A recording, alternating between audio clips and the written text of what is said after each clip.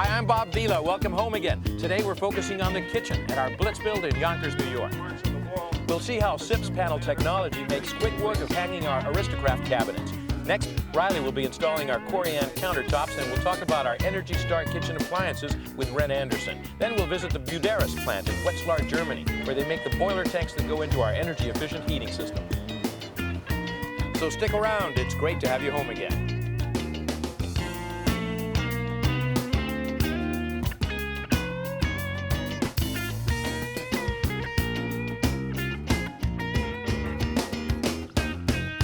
Sears presents Bob Vila's Home Again.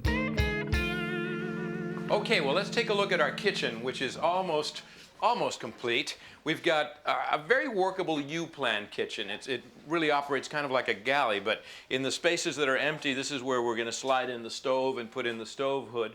Over there, we'll have the refrigerator. Here, we'll have the dishwasher.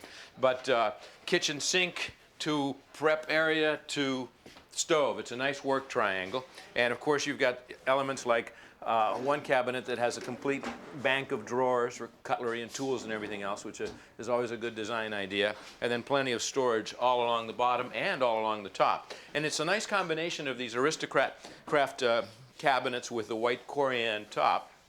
And of course, just a few items are missing at this point. The floor has been installed, and that looks pretty dynamite. This is the pergo floor that you put the cabinets in first, and then you install the floor and butt up to the bases of the cabinets. But it looks just like a beautiful oak floor that we've got in here. And I guess the story of installing the cabinets is interesting. Watch. All right, well, here comes John Tasker from Aristokraft with one of our kitchen cabinets. How are you doing, John? Good, Bob. How are you? Nice to see you. Nice to see you. Well, you've all donated these to the Habitat Project, and they're very nice indeed. European hinges, huh? Thank you, Bob. Yes. This is one of the overheads. That's correct. This is a wall cabinet, Bob. This is a thermofoil cabinet. Thermofoil. Thermofoil. What does that mean? What that means is, Bob, is that we start out with a medium density fiberboard. Yeah. And we overlay this, and then we use a bladder press method, which actually is a heat and pressure method. So this is how you kind of bend it over into all these different contours, both on the doors That's correct. and on the drawer fronts, right? And then we end up with this, which is a profile drawer front. Yeah. And Now, what also, kind of a door is this? What do you call this style? this style, Bob, is a full overlay style, which means it fully overlays the face frame. So that all the drawer fronts and door fronts fully cover the face frame of the box. That's correct. Yeah. Now, are they easy to install? Yes, they are, Bob. Actually, these cabinets are very easy to install because we use a 3/8 engineered wood in the back, which you can actually attach this wall anywhere in the back. There's no hanger bar or anything. There's no hanger bar. You mean you can drive a screw anywhere at any point? From top to bottom, you can drive the screw. Should they be installed with drywall screws? We send the screws that they are attached with. So you have a special screw that has to be used when you're installing these cabinets. That's correct, Bob. I see. And they have a larger head so that you've got more coverage. And of course, in our situation, all the kitchen walls are part of the SIPS system so that we have 7/16 of an inch of oriented strand board behind every single square foot of wall. So it'll be easy to put them in. It's very easy. You don't have to worry about hitting a stud. You can hit anywhere in the back of the cabinet. Terrific. They look beautiful. Thanks, John. Thank you, Let's Bob. get it out of the way so we can talk with Sam Cousins over here who's installing them. Okay. Thank you. Thank you, Bob. Sam, let me interrupt you. The kitchen that we've got going here is pretty simple. I know you're a cabinet maker by profession, and so this is not that much of a challenge. But let's talk about a situation where the average guy comes home from the home improvement center with a bunch of boxes and has already ripped out his existing kitchen, let's say. Where do you get started installing them? Well, the first thing we want to do is check out the cabinets that have come back from the ready-made kitchen place. Then we start in a corner and we do a plumb line going all the way around. So you establish a level line in the room. Yes. And that would be this line here. This line right here. And we've got a U plan here, so you're going around 3 walls with that same level line. Exactly. So then we start with a corner cabinet here. Now let me interrupt a minute. Please. Here we've got new construction, so I assume that the level line was easy to get. I mean, we got good... We are very lucky here because the floors were laid, so we didn't have to balance out the cabinets or cut them down. Right. And they're all laid out very simply. But if you're in an old house, sometimes the kitchen floor might dip towards a corner and you have to start cutting at the bottoms, right? Exactly, yes. Yeah.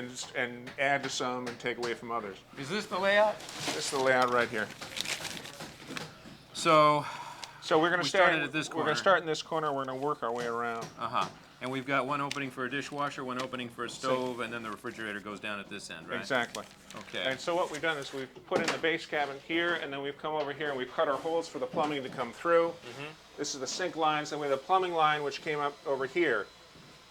And then we've laid out our cabinets for the... These are nice. I mean, you've got plenty of space here, and then it's a budget-minded operation, so that you don't have any complicated lazy Susans or anything like that. But you got plenty of space in the area where the sink is going to be located. Are any of them installed yet? Well, actually, that's what I was going to do. I'm going to install the first cabinet here. And This one's already screwed to the wall? Right, and then I'll show you how we're going to screw the other one to the wall here. Now again, we're using the screws that are provided by the Aristokraft folks, and they always recommend that you use these screws. And they work very well, and they hold the cabinet securely to the wall. And of course, you pre-drilled, but because of the backer panel, you can drive those screws anywhere in any particular area. And then one thing else we had to do here is once we put in our stove, we had to figure out what our tolerances were, and we had to balance not only the appliances, but also the counter. Because that's pre-made, this is a ready-made house. Right. And then we had a problem here where these, we needed enough space for them to open up, so we had to push everything down an inch, and gain an inch here, but we can make it up on the corner in the end. I see. So then will you be attaching this unit to that there? Yes, we will be screwing it from the inside. But then once we get this all laid out, then we set our visual lines from the corner here. We drew a line up going up the wall, and we're going to hang an upper cabinet now. Okay. Can I give you a hand with that? Sure. Or John, why don't you give me a hand? Oh, you got your helper here. Okay. Okay. So we're going to install this one even though the countertops are not in place. Right. We've already pre-measured, Yeah. and we want the countertops are 1.5 inches, and we want to be 18 inches above the counter. 18 so we've inches already is marked standard, it up. right? So let's bring it up.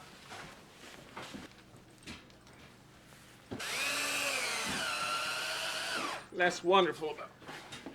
Get one next one. Oh, thanks. They're heavy. Now there one. It's a lot easier when you do have the countertops in place and you can put some sort of a blocking system in to hold them. Okay.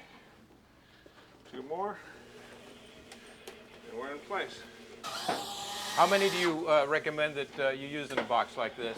Well, it's Just well the four? constructed, so I think 4 will certainly hold it. 4 will hold it? Yeah. Well, it's a beautiful cabinet. I bet you when the time you're finished, it'll be a kitchen worthy of Julia Child. Thank you very much. All right. When we come back, Riley installs our Corian kitchen countertop, so stick around.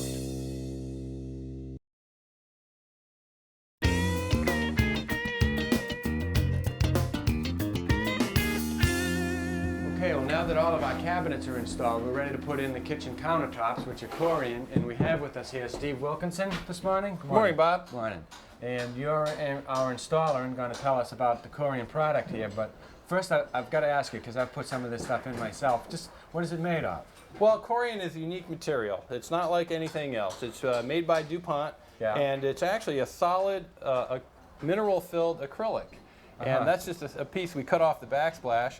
But you can see it's 1/2 inch thick, which means it's very durable, it's very strong, and it will last a long, long time. So this is a solid piece as opposed to like a laminate Exactly. product. It can't delaminate, and it's also repairable. So if you get knife scratches and minor damage, a homeowner can take a sandpaper or a Scotch-Brite pad and clean that right up themselves. Well, I know that when we brought it in, we kind of nicked it up over here. Yeah, Is we that- did get a little mark over here, and you can see there's a little nick here, some ink, and this is a fine sandpaper, and we can simply use that and just rub it out. And you don't have to worry about any scratching it with that? No, actually we rub it out with a sandpaper, and we take a Scotch-Brite pad, which you get in the supermarket, and we just blend in the finish. Wow, that's great. So now how do you actually attach it to the cabinet? Well, to install it, it's very simple. We use a silicone adhesive caulking here. No screws? And no screws, because the product does expand and contract a little bit. So what we're going to do is lift it up out of the way, and we'll install put some silicone down here. I got a hold of it. And just we need a dab about every 12 to 18 inches. That's all.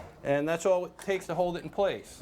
And again, that'll allow it to move slightly as we have temperature changes in the house. Now I know that some people are afraid that this stuff is too expensive And it has a kind of a reputation for that. Well, that's kind of What a is that? misnomer. What we find is that a top like this with a ½ inch and a color like this glacier white Right, is yeah. actually pretty economical. It can, this kitchen would, in Corian, would be about $700 more than a bevel edge laminate. And when you That's not consider too all the bad. benefits you get with Corian over laminate, it's really a good buy. Yeah, that's not too bad. Now, do we have backsplashes to Yeah, test? to finish the installation, we can use a coved backsplash, or we can use this type of backsplash, which is simply a 3-inch high piece of material. Right. And again, we use the silicone, and we apply a bead of caulking to the bottom edge here.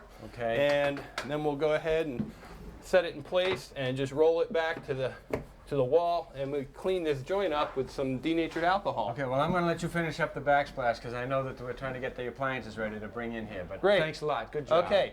See you later, Bob. Bye-bye. Okay, well, the kitchen is slowly coming together during the Blitz build. We've got the stove hood in place and the stove, which is a slide-in model, you know, a basic, very good quality Kenmore. And the countertops and the sink isn't hooked up yet, but right now we're going to be joined by Rem Anderson, who is from the energy department, and we're going to talk a little bit about this, right? Energy efficiency with kitchen appliances? That's right. The Energy Star program recognizes appliances that perform better than the federal standard. Right. For a refrigerator, it's 20% better than the federal standard. And for a dishwasher, it's 13% better than the federal standard. And for a washer machine, it's 50% better than the energy standard. Let's talk about the refrigerator for a moment, because the consumer's really not making any kind of a compromise in terms of what you get, right? That's right. And it's mostly because the manufacturers have had to live up to these standards and figure out how to make a better insulated refrigerator that has a more efficient operating capacity. And then what about the dishwasher? What do we know about the dishwasher's special features? Well, the dishwasher saves water and energy. It's got an energy saving feature, air dry, and water miser feature so that it performs better than the federal standard. It also has kind of like a built-in garbage disposer, so that it's one of those that you don't have to worry about totally cleaning the dishes before you put them in the machine.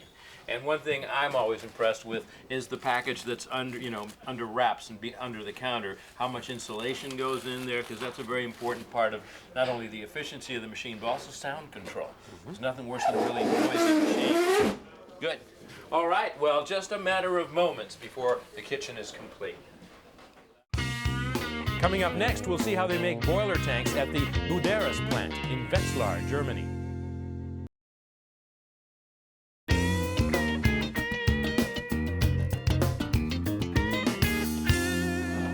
Okay, joining us now is Chris Hoff from the Buderus company.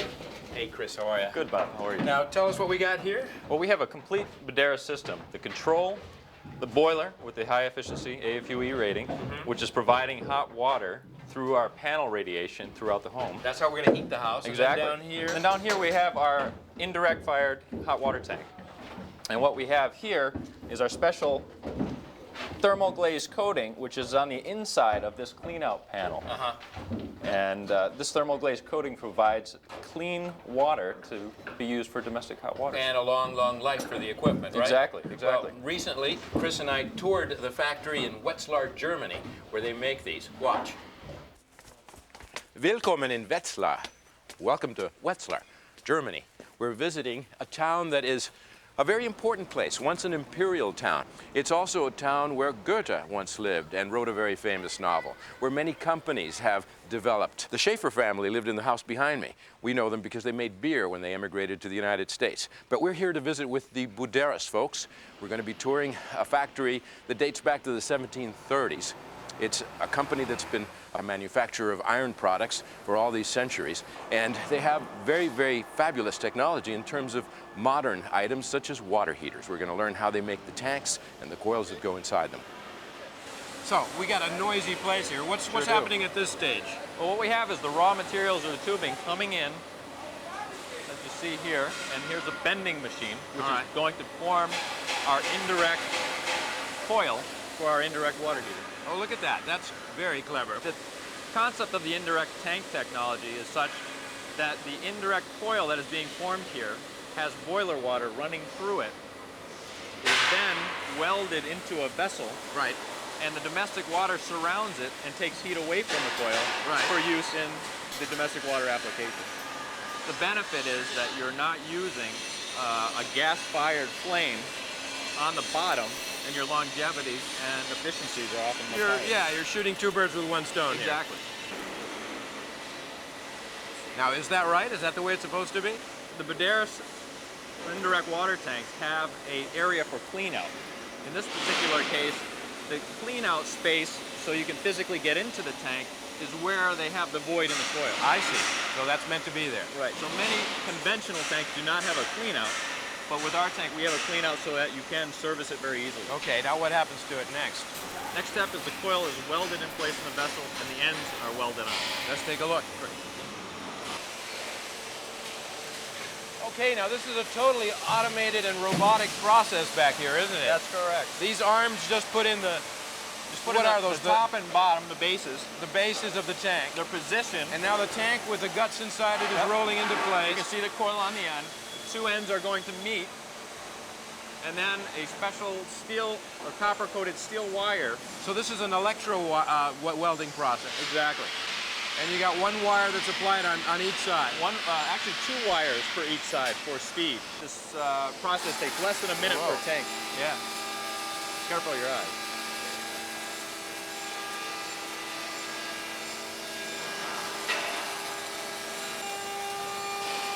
And there the arms go and are getting into place and ready for the next tank that rolls around, right? That's correct. Now after this process, it then goes through an acid bath to clean any residual oils off of it. The whole thing on the inside and on the outside. And on the outside, yeah.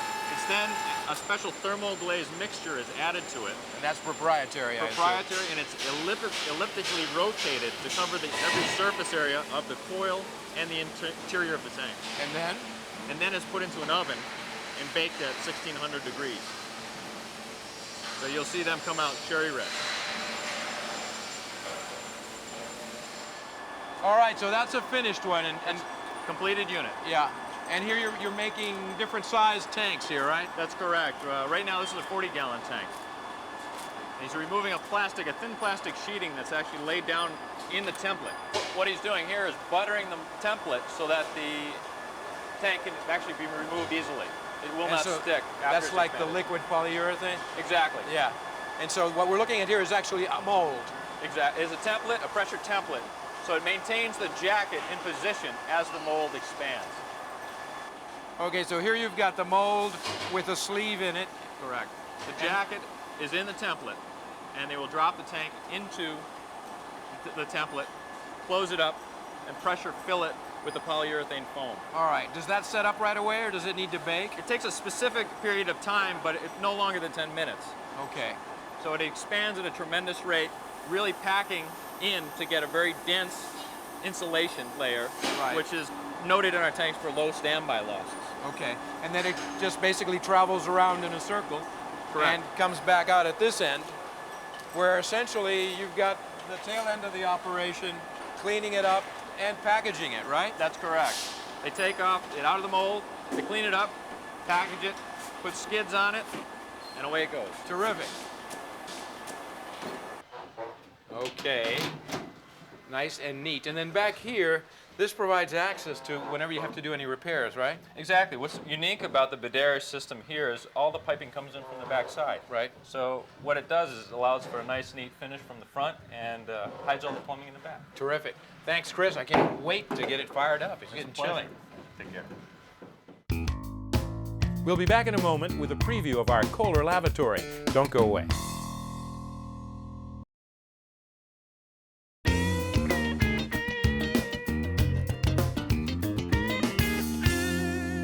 We're out of time. Come home again next time when we'll be installing carpet in the master bedroom, a Kohler lavatory in the bathroom, and we'll visit a community of high-tech houses in Tucson, Arizona. Till then, I'm Bob Vila. It's great to have you home again. For lots of information and resources for your home improvement project, check out my website at bobvila.com.